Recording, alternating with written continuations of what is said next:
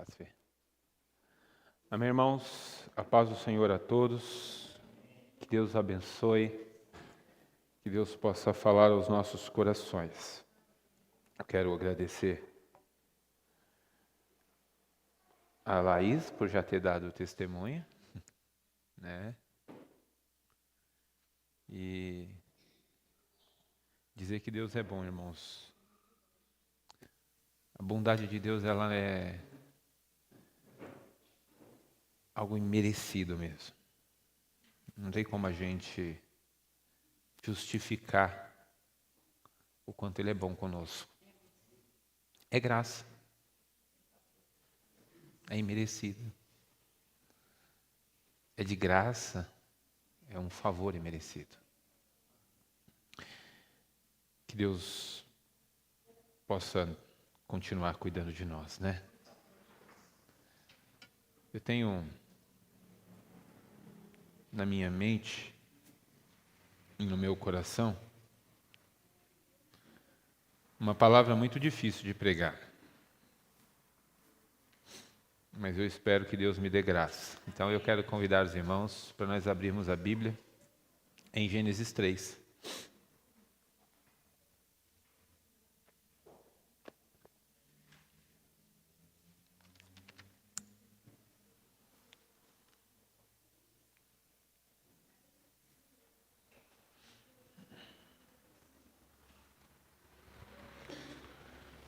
Obrigado, princesas. Deus abençoe. Eu pedi para ela me trazer papel porque eu estou com aquela leve impressão de que eu vou chorar.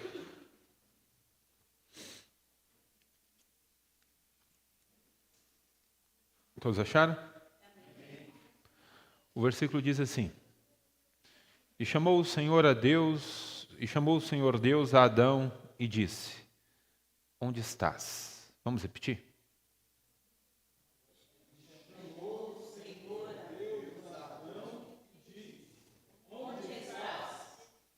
Vamos repetir só. Onde estás? Por favor. Onde estás? Amém. Querido Deus, fala ao nosso coração, Pai. Nós queremos ouvir a Tua voz. Nós queremos ser orientados por Ti. Nós não queremos viver desorientados, ó Deus. Uma vida desorientada é uma vida que não tem destino, Deus. Uma vida desorientada, Senhor Deus, é uma vida que não sabe para onde vai, Pai. Uma vida desorientada, Senhor Deus, é uma vida que não sabe o que vai acontecer com ela quando a vida nesta terra acabar. Nós não queremos ser assim, Senhor. Nós queremos ser orientados por Ti. Nós queremos saber para onde vamos. Nós queremos saber, nós desejamos saber aonde nós o encontraremos, ó Deus. Fala conosco, Pai. É o que eu te peço em nome de Jesus. Amém e amém. Irmãos, aqui nós temos um retrato muito simples, mas muito profundo da nossa existência. Talvez nessa simples frase, onde estás, nós tenhamos o grande dilema da humanidade e o grande dilema dos nossos corações. Porque todos nós temos conhecimento da voz de Deus. Todos nós sabemos que Deus é um Deus que fala. E todos nós, talvez principalmente nós, por crermos na doutrina dos apóstolos, tenhamos mais convicção ainda e certeza de que Deus fala e de que nós sabemos que Ele fala. Mas saindo um pouco do nosso meio e de nós que confessamos, que cremos na doutrina dos santos apóstolos, olhando para a humanidade, o que nós vemos é que também a humanidade sabe que Deus fala. Mas o que me surpreende nesse texto é que você pode estar no lugar que Deus te colocou. Você pode estar no ambiente que Deus criou para você. Você pode estar no lugar que Deus planejou para você,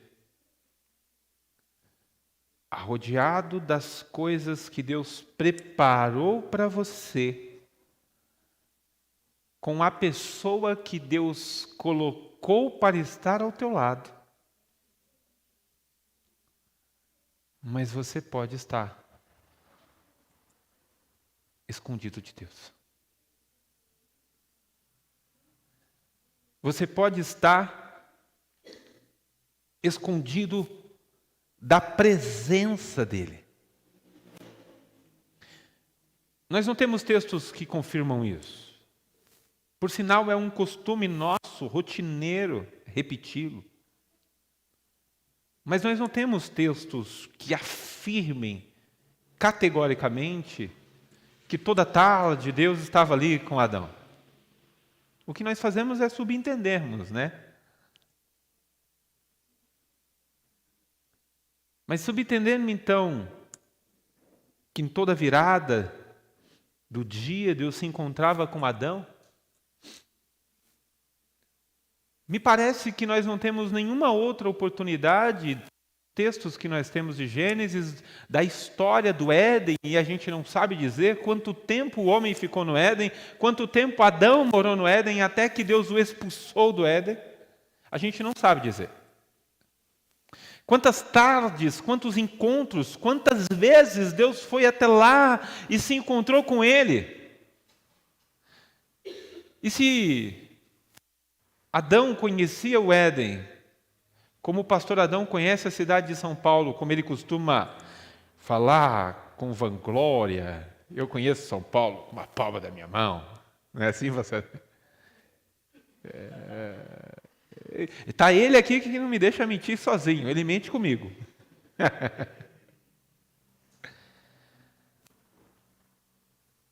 Muito mais Deus. Porque se Adão conhecia de morar no Éden, e se vocês lerem o texto anterior, vocês vão perceber que então Deus preparou o Éden, e diz o texto que Deus colocou o homem no Éden, e o Éden já estava preparado antes do homem. O Éden é antes do homem. E uma das coisas que eu aprendo aqui é que as coisas que Deus prepara para nós, elas já estão preparadas antes mesmo de nós chegarmos nela. Agora, o fato de estarmos nela não significa que nós estamos na presença de Deus. Mas voltando aqui no meu raciocínio, se Adão conhecia o Éden, muito mais Deus conhecia. E Deus conhecendo o Éden, me deixa perplexo. Ou não te deixa perplexo? A pergunta que ele faz. E que eu pedi para vocês repetirem. Onde estás? Que lugar Adão achou? Que lugar Adão encontrou dentro do Éden? Que ele pudesse se esconder de Deus? De todas as vezes que Deus veio visitar o Éden e se encontrar então com Adão, imaginando que era assim que acontecia, de todas as vezes, nós não temos nenhuma vez em que Deus perguntou: Adão, onde tu estás? Eu vim passar a tarde com você. Mas dessa vez ele está em algum lugar, em algum canto do Éden, em algum buraco do Éden, em algum esconderijo do Éden, que Deus está perguntando: onde estás? E onde ele poderia estar que Deus não pudesse encontrar Adão? Em um lugar que ele planejou, em um lugar que ele construiu, que ele detalhou, que ele colocou uma árvore e disse: ó, ela está aqui, essa você não mexe, essa está aqui, essa também você não toca, essa está aqui, aquela ali. Que lugar é esse que o homem consegue encontrar para ficar no lugar onde Deus plantou ele para estar, no lugar que Deus escolheu para ele, no lugar onde Deus escolheu alguém para estar com ele, no lugar onde Deus planejou perfeitamente pensando nele, no lugar onde Deus deu autoridade para ele, onde Deus entregou o governo na mão dele? Que lugar é esse que naquele lugar que Deus pensou para ele, ele consegue estar escondido de Deus?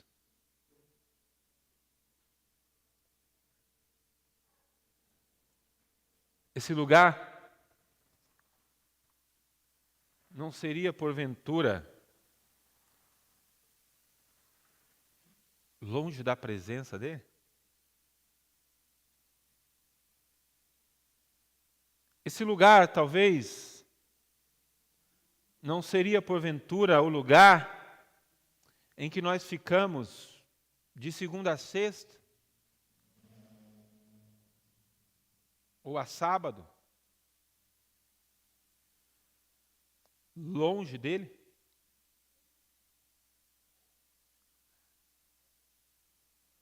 Que mesmo estando na nossa casa, o lugar que Deus nos deu, mesmo estando com os nossos filhos e maridos, mesmo estando com a nossa família, nós conseguimos estar longe dele? Mesmo estando no trabalho que Ele nos deu para sustento das nossas mãos, não é também neste lugar que nós conseguimos estar e Deus está perguntando: onde estás?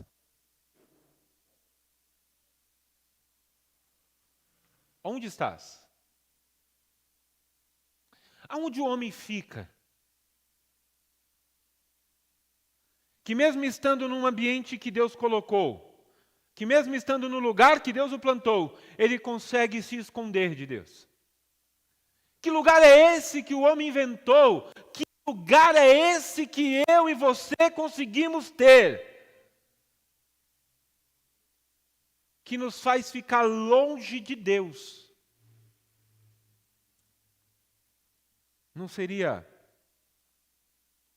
o lugar da nossa infidelidade? Não seria o produto da nossa inimizade com Ele? Não seria o lugar onde nós gostamos de romper laços com Deus? Porque o homem, por mais que conhecesse o Éden, ele não é onisciente. Ele conhecia bem o Éden, mas ele não era onisciente. Ele não tinha ciência de todas as coisas. Ele não conseguia dizer aonde os cavalos estariam, os leões estariam, os elefantes estariam, os tubarões gatos estariam, ou peixe gato, né? Como me corrigiu meu amigo. Que eu vim todo empolgado, dizendo: e aí, recebeu o vídeo do tubarão? Só para o seu esclarecimento, aquilo não era um tubarão, era um peixe-gato. Estourou meu balão. Só não fala isso perto da tia Lília que ela vai chorar, tadinha. Ela estava toda empolgada. Que lugar é esse, irmãos?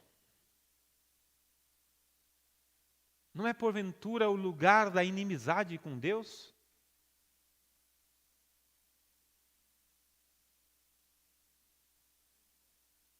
Ouvindo um pequeno trecho de uma mensagem de um pastor que eu gosto muito, chamado Jonas Madureira, onde ele falava dessa geração que tem vergonha de continuar sendo crente e dizer que é evangélico. Nunca foi tão difícil ser evangélico. Mas nós temos uma geração que não quer falar no trabalho que é evangélico. Porque evangélico está muito mal visto, então ele está muito preocupado com a reputação dele para ele ser chamado de evangélico. Ele está tão preocupado com ele que ele não aceita ser chamado de evangélico. Ele prefere ser chamado de reformado, mas de evangélico ele não quer ser. Ele prefere ser chamado de pentecostal, mas de evangélico ele não quer ser. Ele prefere ser chamado de assembleiano, pinheirense, mas evangélico ele não quer ser.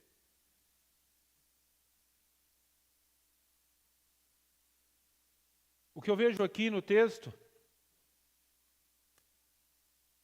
é um homem que consegue ficar longe, não de Deus, mas que nós temos desejado nessa igreja, se é que verdadeiramente temos desejado.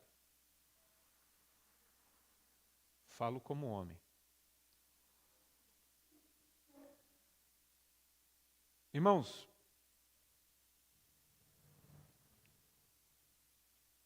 há dentro de nós, sem dúvida nenhuma, um vazio e um desejo pela presença de Deus. Há dentro de nós, sem dúvida, um anseio pela sua presença. Mas, infelizmente, desde esse dia aqui, fatídico dia, em que o nosso patriarca, genitor, Adão, e não é esse é o culpado apenas da Luciana, da Érica e da Edilane. A culpa é só desses três dele. Desde esse fatídico dia, nós vivemos desejando de novo viver aquilo que ele experimentou, de gozar da presença. Há dentro de nós um desejo desse. Por mais que os homens que não estejam numa igreja não sejam crentes, agora mesmo nos bares, nas bebedeiras, mesmo nos prostíbulos, nas casas de festas, nos shows, há dentro dos homens um desejo, um vazio, uma vontade de ter Deus de novo, mas eles não conseguem. Então eles substituem com coisas que eles chamam de plena satisfação. E eles trocam por deuses ridiculamente pequenos e ridículos. Essa semana, comentava com a minha esposa que fiquei abismado, porque vi a Sandy dizendo que a vida dela zerou. Zerei minha vida. Zerei minha vida, toda empolgada. Cheguei no nível mais alto que eu podia, para mim acabou. E a vida? Quase que eu pergunto para ela, quer morrer? Já que você zerou a vida, consegui tudo o que eu queria para mim. Deu de limite na minha vida. Eu cantei com o Coldplay. É sério isso? É sério? Que tudo que faltava para aquela mulher, para encher a vida dela, tudo que faltava para preencher o vazio da alma dela, era cantar com Coldplay.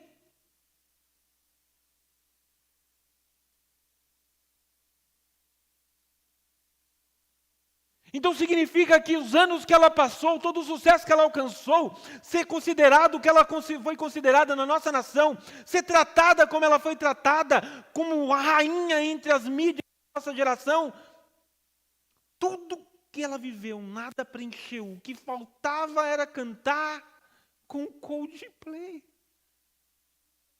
Era a cereja do bolo, era o que faltava para ela. Você está rindo? Nós temos crentes que estão sentindo necessidade disso.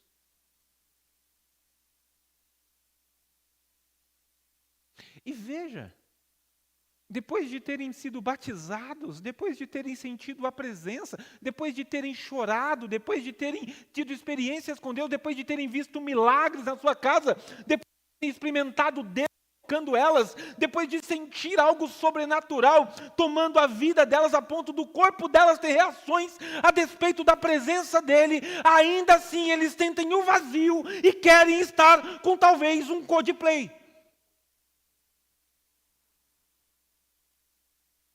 Ou com talvez um Neymar. Ou com talvez um Roberto Carlos. Um Zezé de Camargo.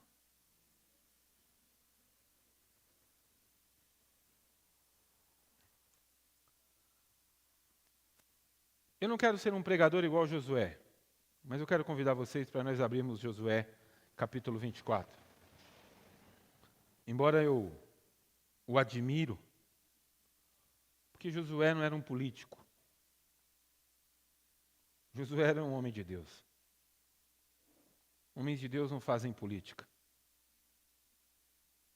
Homens de Deus falam o que Deus tem para falar.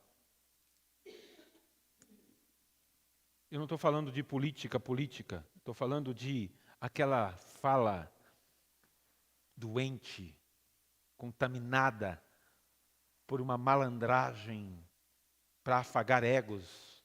Josué não tinha esse tipo de coisa. Coisas que a gente vê muito nas igrejas.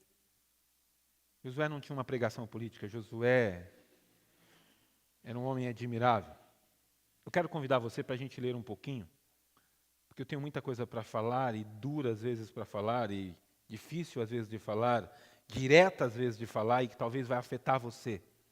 Mas eu quero usar as palavras de Josué para você não achar que eu apenas estou fazendo uma leitura porque eu sou seu pastor e eu sei que você gosta de algumas coisas, e eu conheço a vida de algumas pessoas aqui em particular, e aí talvez você vai dizer, ele está falando isso porque ele sabe que eu faço isso. Não, e eu não estou preocupado se você pensa isso também, não. Eu quero que você entenda que eu vou falar o que Josué falou, porque Deus está falando algo aqui. Presta atenção. A partir do versículo 11. E passando vós o Jordão e vindo a Jericó, os habitantes de Jericó pelejaram contra vós. E os amorreus, e os perezeus, e os cananeus, e os heteus, e os gigazeus, e os eus, e os jebuseus, porém, eu os entreguei em vossas mãos. E eu enviei vespões adiante de vós, que os expulsaram de diante de vós, como ambos os reis dos amorreus, não com a tua espada, nem com o teu arco. Eu vos dei a terra em que não trabalharam, e a cidade que não edificaram. Habitais nela, comei da vinha e dos olivais que não plantastes. Agora, pois, temei ao Senhor, e servi ao Senhor com a verdade e a sinceridade. E deitai fora os deuses aos quais serviram os vossos pais, além do rio do Egito, a servir ao Senhor. Porém, se vos parece mal aos vossos olhos servir ao Senhor, escolhei hoje a quem servás. Se a Deus, a quem serviram os vossos pais, que estavam além do Jordão, ou aos deuses dos amorreus em cuja terra habitais, porém, eu e minha casa serviremos. Essa frase todo mundo gosta de falar. Mas deixa eu te explicar algo que Josué continua e ninguém gosta de falar. Então respondeu o povo e disse, nunca nos aconteça, eu gosto tanto da hipocrisia do povo de Israel, nunca nos aconteça que deixemos de servir ao Senhor para servir outros deuses. Porque o Senhor, ó, quem está falando, só quero ressaltar aqui, quem está falando é o povo, tá irmãos, não é mais Josué. Porque o Senhor é o nosso Deus, Ele é que nos fez subir a nós e aos nossos pais, que nos fez sair da terra do Egito, da casa da servidão, e que tem feito esses grandes sinais aos nossos olhos, e nos guardou por todo o caminho que temos andado, entre todos os povos pelo meio dos quais passamos, e o Senhor expulsou de diante de nós, e a todos esses povos, até os amorreus, o morador da terra, também nós serviremos ao Senhor, porquanto é o nosso Deus. Quem falou isso? O povo. Agora olha a coragem de Josué. Versículo 19. Então Josué disse ao povo: vocês não poderão servir o Senhor. Vou repetir. O líder deles está dizendo, depois de toda a declaração bonita deles, o líder deles está dizendo: vocês não podem servir a Deus.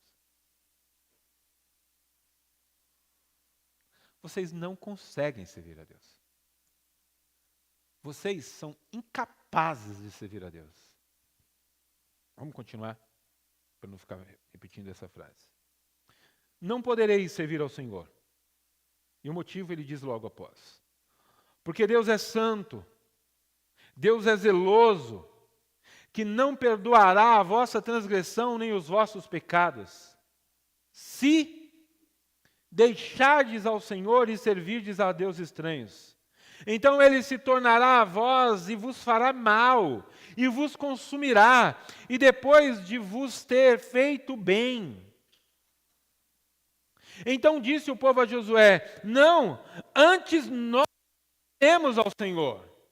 E Josué disse ao povo: vocês são testemunhas então. Olha o que ele diz: sois testemunha contra vós mesmos, de que escolheste ao Senhor para servir. E disseram: somos testemunhas. Isso aqui é uma reunião, irmãos, entre o líder da igreja e os membros. Entre o povo e o líder do povo.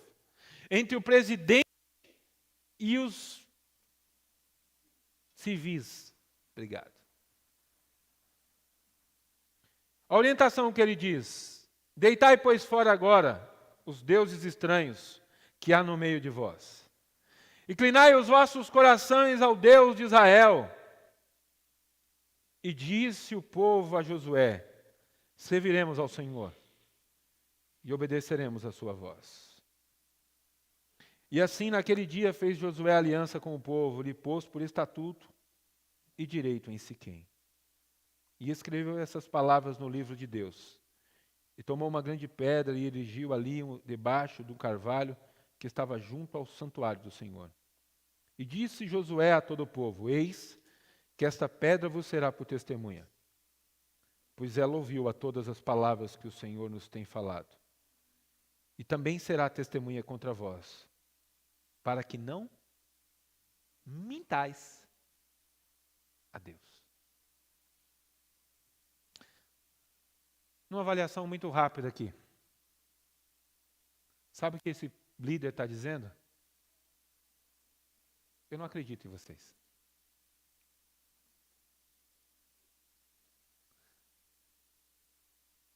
Ele não disse que eles seriam testemunhas? Mas mesmo depois deles terem dito que eles seriam testemunha contra eles, o que Josué faz? Josué pega uma pedra e faz dessa pedra uma testemunha. Por quê? Josué sabia.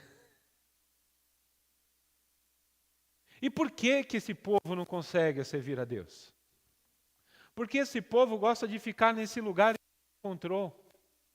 Nesse lugar que a gente se esconder de Deus. Esse povo gosta de estar no lugar onde Deus colocou eles. Esse povo gosta de estar no lugar onde Deus levou eles. Esse povo gosta de estar na terra que Deus deu para eles. Esse povo gosta de viver a promessa que Deus fez para eles. Esse povo gosta de usufruir dos dons que Deus deu para eles. Esse povo gosta de usar os dons que Deus deu para eles. Mas esse povo não gosta de servir a Deus verdadeiramente de todo o coração. Esse povo gosta de servir a Deus e aos deuses. Esse povo gosta de vender a alma deles a Deus, mas também vender a alma deles aos deuses daquela terra. Esse povo gosta de adorar a Deus na igreja, mas eles também gostam de adorar os ídolos que estão lá fora. Esse povo gosta de vestir as roupas que servem para usar na igreja, mas eles gostam de vestir as roupas que as mulheres indecentes vestem lá fora. Esse povo gosta de dizer que tem Deus dentro deles, mas esse povo gosta de adorar o Deus que esse mundo adora lá fora. Esse povo gosta de dizer que ama a Deus com toda a tua alma, com todo o entendimento, mas esse povo ama mais o dinheiro do que o Deus que eles amam. Esse é o povo. Por isso Josué está dizendo: vocês não podem servir a Deus. Vocês não conseguem servir a Deus. Vocês são incapazes de servir a Deus. Porque vocês servir a Deus e fazer as coisas que o mundo quer que vocês façam. Porque vocês estão achando que dá certo ser amigo de Deus e amigo do mundo. E está tudo bem, porque Deus me resolvo, e eu e o mundo me resolvo, mas não, Deus não aceita, porque Josué está dizendo que não dá certo, porque Deus é dele, é da característica dele, é da essência dele, é da estrutura sobrenatural que compõe o Deus que nós servimos, que ele é Deus zeloso, santo, perfeito, não aceita as coisas misturadas, nem as coisas pela metade. Ele não aceita que a sua mão esteja num ídolo e ao mesmo tempo esteja nele. Por mais que você esteja no lugar que ele te colocou,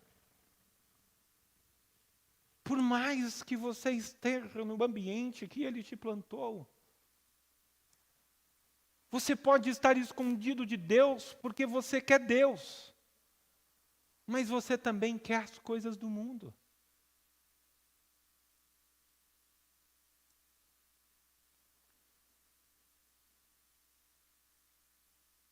Segunda Reis 18, 21 vai dizer, o profeta Elias vai dizer: até quando cocheareis entre dois pensamentos? Se Baal é Deus, servia a Baal. Se Deus é Deus, servia a Deus.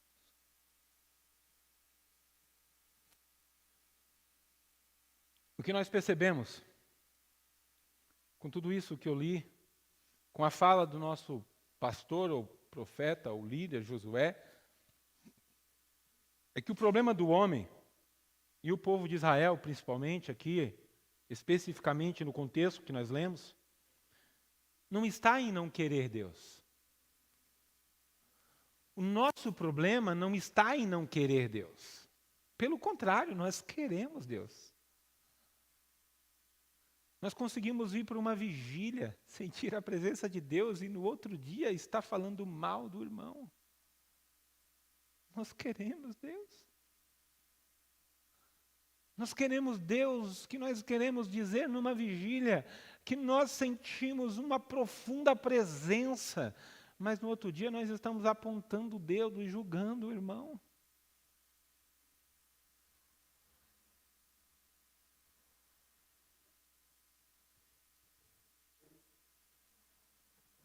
Apocalipse 3, 15, 16, nós vamos ter o texto célebre, em que ou você é crente, ou você é frio. Tomara ser crente, mas como você é morno, vomitar-te-ei da minha boca. O problema do povo de Israel era exatamente a infidelidade. Juízes é o livro da infidelidade.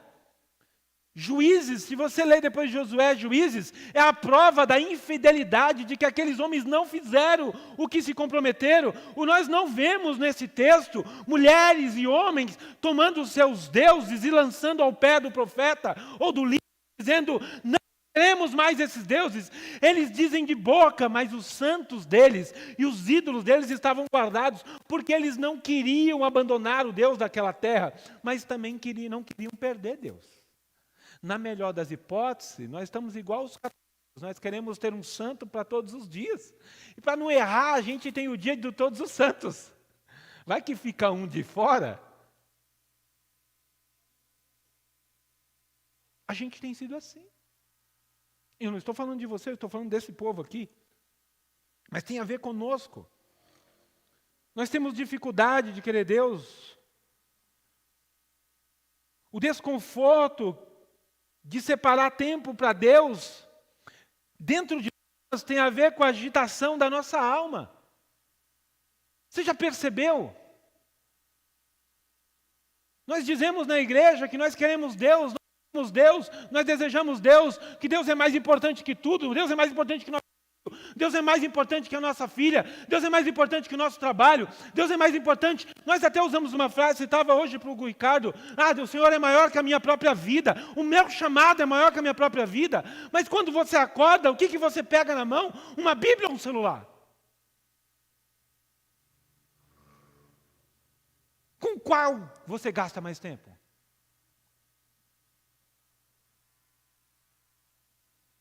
É verdade que Deus é maior? E por que nós temos mais acesso, gastamos mais tempo com o celular do que com a Bíblia? Porque nós aprendemos a ter prazer no celular. E na Bíblia nós não temos prazer.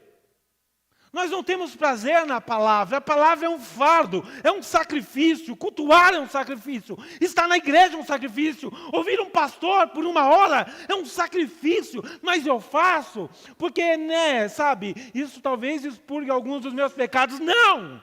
Você não será santificado porque você me ouviu aqui por 1 hora. De maneira nenhuma. Não haverá remissão de pecados, não haverá perdão. A nossa determinação é como um orvalho da manhã, a gente sai da igreja dizendo: agora eu vou ser crente, depois dessa palavra do pastor, não, agora eu vou. Não vou nada. Não vai nada. Você não vai deixar de jogar 6 horas por dia? Numa madrugada ou durante o dia, e ler 6 horas de Bíblia? Você não vai. Desculpa, não é Josué, sou eu que não acredito em você. Você não vai. Você não vai apagar alguns aplicativos do seu celular, porque eles atrapalham na sua vida espiritual. Quando terminar essa pregação, você não vai. Mas se eu perguntar, e talvez se eu disser aqui: quem hoje quer servir ao Senhor com todo o coração? Talvez todos nós levantemos a nossa mão. Pastor, você voltou de férias meio bravo? Era para você estar relaxado? Não, não estou não. Não confunda.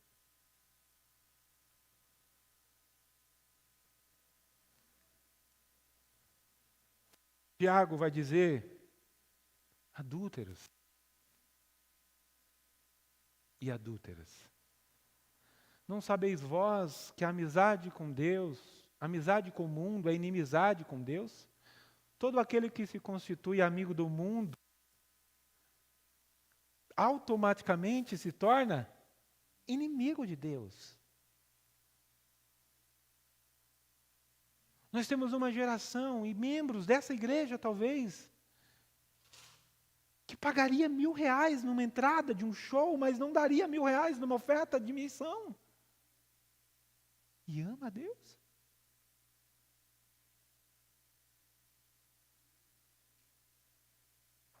Ama. Assinaria uma sociedade de um clube, ou de um time, ou de alguma coisa, ou de uma televisão, ou de um... Como é que chama esses? Streams. Assinaria. Mas não assinaria uma revista missionária para sustentar homens que estão dando a vida pela obra.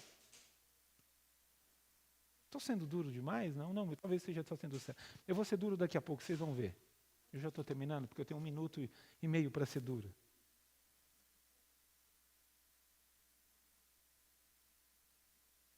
Você não consegue servir a Deus.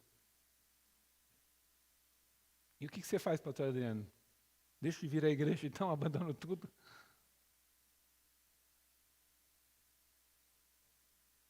Deixa eu te falar uma coisa. Talvez vocês não tenham noção do porquê Jesus rogou ao Pai que enviasse outro Consolador. Talvez vocês não tenham para pensar no porquê Jesus diz com claras palavras: e eu rogarei ao Pai. Rogar é aquele negócio de pedir, ou como Paulo gosta de explicar, é uma ação judicial. Ele vai entrar com um pedido perante o juiz, o Supremo Tribunal, dizendo: Pai. Porque o rogo na lei judaica, na lei romana, era algo que o advogado fazia por um terceiro. Então ele está rogando pelos apóstolos, dizendo: Deus, Pai, não os deixe sem ninguém. Sem um consolador, eles não conseguem servir a Ti. Eles não são capazes, eles são infiéis. Eu sei que eles viram os milagres, eles me viram na cruz, me viram ressurreto, me viram, mas eles não conseguem, eles são infiéis. Eles precisam de um consolador, eles precisam de um paráclito, eles precisam de alguém que esteja com eles, ensinando todas as coisas, ajudando eles nas fraquezas deles. Eles não são fiéis por natureza, a carne deles é caída. Lembra, Pai, eles têm a herança de Adão, a herança caída, a herança do esconderijo, de estar perto, mas longe, de querer, mas se esconder. Eles são gente que estão na presença, mas no buraco do esconderijo. Então vocês precisam entender que Jesus não estava rogando que nos desse o Espírito Santo, porque Ele queria apenas só que você tivesse uma boa companhia. Porque o Espírito Santo, quando chega, deixa meu coração alegrinho, alegrinho. Ele tira todo o peso. Não, porque Ele me deixa leve, leve, leve. Minha alma fica tranquila depois que o Espírito Santo visita a igreja. Não. Me desculpe de revelar isso aqui. É porque Ele não confiava que você conseguiria sozinho. É porque Ele sabia que você é infiel. É porque Ele sabe que você não pode fazer sozinho. Você precisa da ajuda do Espírito Santo. Mas o que nós estamos fazendo com a presença dEle? O que nós estamos fazendo? Se não é ficarmos surdos para Ele. Se não é buscarmos outros desejos no lugar dele. Se não é com o nosso comportamento e com as nossas escolhas dizer: cala a boca, Espírito Santo, deixa eu fazer o que eu quero. Eu sei que está errado, mas é isso que eu quero fazer. Cala a boca. Eu sei que Deus me deu você para guiar a minha vida, mas fala baixo, eu não quero te ouvir agora. Eu quero ouvir a minha vontade. Eu quero falar, eu quero fazer o mal, eu quero desejar o mal. Cala a boca, eu sei. Pois não é isso que a gente faz. Porventura não é assim que nós queremos viver. Porventura não é sobre isso que o texto fala. Isso que nós pregamos no início do ano. Não é sobre um Deus que não abre mão de exclusividade? E eu volto de novo ao assunto da exclusividade. Nós temos dificuldade de servir a Deus. Porque nós temos dificuldade de entender que Deus não aceita nada mais, nada menos do que uma vida exclusivamente entregue a Ele. E nós temos aversão por isso. Deixa eu ler uma frase muito boa que eu anotei de uma mulher. O problema da nossa agitação da alma e o problema de nós queremos que o Espírito Santo cale a boca é que no volante da nossa alma, da agitação da nossa alma, o que predomina é o pecado da independência. Nós não gostamos de ser independente. Por isso nós ficamos dizendo, cala a boca, Espírito Santo. Eu não quero depender de você. Fica quieto. Para de falar no meu coração, eu vou fazer errado mesmo. Porque não tem nada a ver.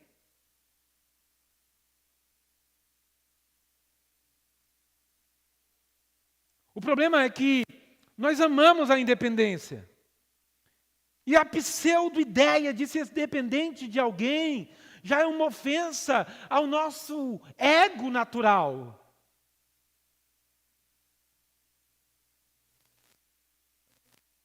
Tem vergonha de preencher uma ficha. Ou quando você está do lado do esposo preenchendo o cadastro e o homem pergunta, quem são seus dependentes? Ele diz, ela. Ela tem vergonha quando ele diz isso. Porque nós temos aversão por dependência. Nós gostamos da independência, queremos nesse anseio do volante da independência, do pecado da independência, nós queremos viver a vida da nossa maneira. Nós temos raiva, nós nos irritamos quando alguém fica dizendo, arruma isso, para com isso. Nós não gostamos de obediência, nós aborrecemos isso. É da nossa natureza caída, rejeitar qualquer orientação que vá contra a gente. A gente tem um sentimento de como se a pessoa quisesse mandar na gente, quando ela fala algo que ofende aquilo que a gente pensa e acha que é certo. A prova é, pega as nossas jovens, os nossos jovens. Não tem uma blusinha que mostra a barriga na sua guarda-roupa? Não estou querendo. Não foi a igreja que inventou.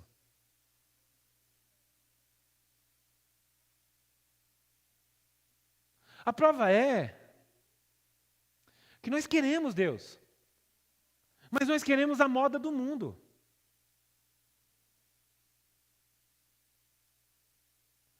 A prova é que nós queremos Deus, mas nós também queremos o sexo fora do casamento. A prova é que nós queremos sentir a presença, chorar, nós queremos cantar que Ele é santo, Ele é perfeito, nós queremos dizer que nós dependemos dEle, que nós nos consagramos a Ele, mas nós queremos continuar entrando nos sites que não podem. A prova é de que nós continuamos ouvindo músicas que não o glorificam, mas nós não nos importamos, porque nós não queremos abrir mão disso, nós queremos Deus, mas nós também queremos ouvir a música ruim. A prova é que nós vamos pegar os nossos status e os nossos perfis, e nós vamos falar coisas com músicas mundanas, e nós não estamos nem aí. Porque nós queremos as modas do mundo, nós queremos o jeito do mundo, nós não queremos ser diferentes. Nós não queremos ser vistos como estranhos, nós não queremos ser vistos como gente bitolada, como gente religiosa, como gente radicalmente evangélica. Não era disso que os jovens falavam, pelo menos eu acho que era isso, eu não conseguia assistir o culto, porque não foi transmitido. Sobre uma vida radical. Mas nós queremos falar de vida radical. Mas nós não vamos chegar em casa e vender os nossos videogames, porque nós gastamos mais tempo com ele do que com a Bíblia. Nós não vamos fazer isso. Nós não somos radicais. Isso é da boca para fora. Nós não somos radicais. Nós não vamos jogar as nossas roupas curtas fora, porque elas mostram a nudez e nós não estamos nem aí, mesmo que a voz diga assim, mas sois templos do Espírito Santo. Nós não queremos. Nós não vamos chegar em casa e fazer um tratado familiar de abrir mão de algumas coisas, porque nós temos um compromisso com Deus. Nós não somos assim. Mas nós podemos ser. E é aqui que eu queria terminar. E foi por isso. Porque ele sabia, Jesus sabia que nós não tínhamos condições de ser assim. Que em rogos ele pediu ao Pai que nos desse o Espírito Santo.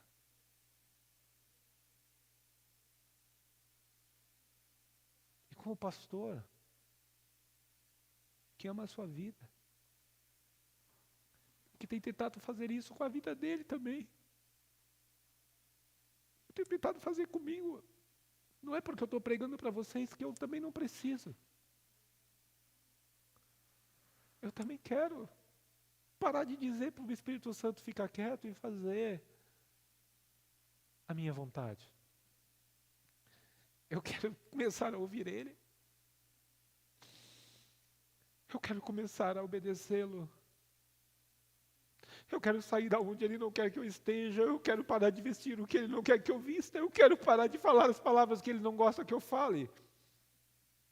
Eu quero parar de ver as coisas que não agradam a Ele. Eu quero parar de fazer aquilo que Ele não gosta que eu faço, porque Ele sempre está falando comigo, mas eu estou fazendo sempre o contrário. Eu fico toda hora colocando um pano na boca dele e eu quero parar com isso. E é para isso que eu quero convidar vocês. Nós estamos há meses, há dias, de sentarmos à mesa com Ele, estarmos com Ele e Ele talvez esteja dizendo: onde estás? Onde estás? Porque você talvez esteja na mesa que Ele preparou, você esteja com as pessoas que Ele preparou, mas esteja escondido dele. Eu quero te convidar, em nome de Jesus, a medir a sua dependência do Espírito Santo, a reconhecer a sua a sua incapacidade de servir a esse Deus zeloso, santo. Reconhecer que você não é capaz e que você pode sim conseguir, se você se render totalmente à ajuda e à intervenção do Santo Consolador de Deus, que tem um nome, e Ele é Deus, chamado Espírito Santo.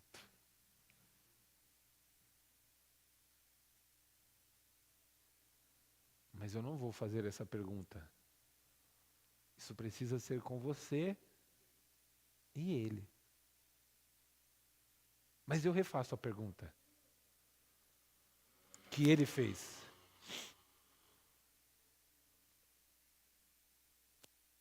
Onde estás?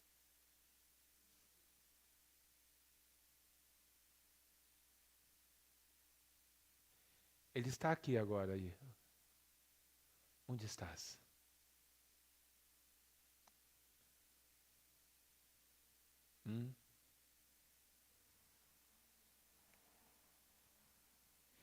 Talvez a melhor resposta que você possa dizer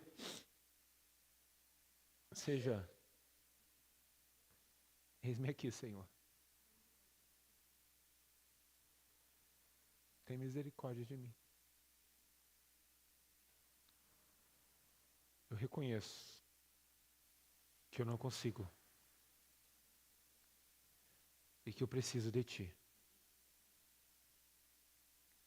Não dá para fazer nada sem Ti. O Senhor tinha razão. Sem Ti, nada podemos fazer. Que Deus os abençoe. Nosso tempo passou, mas sobe aqui, grupo de louvor, por favor.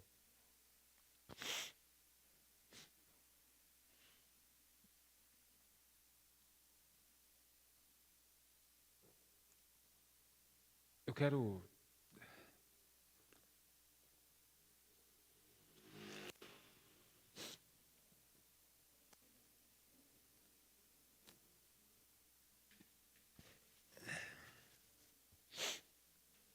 quero lembrar que toda independência, ela tem uma consequência.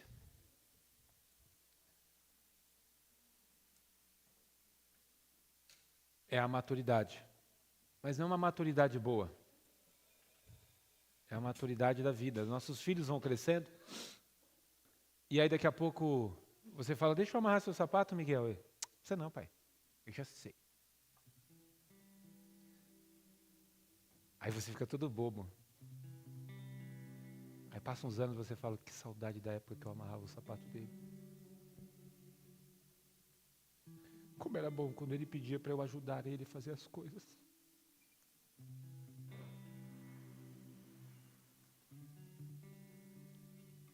Nós cantamos um hino aqui que diz, quero ser como criança. Eu queria que eles cantassem, porque esse hino ficou no meu coração enquanto estava meditando nessa palavra. E voltar à inocência, irmãos, é uma coisa possível. E por que é possível, pastor Adriano? Porque nós temos um ajudador.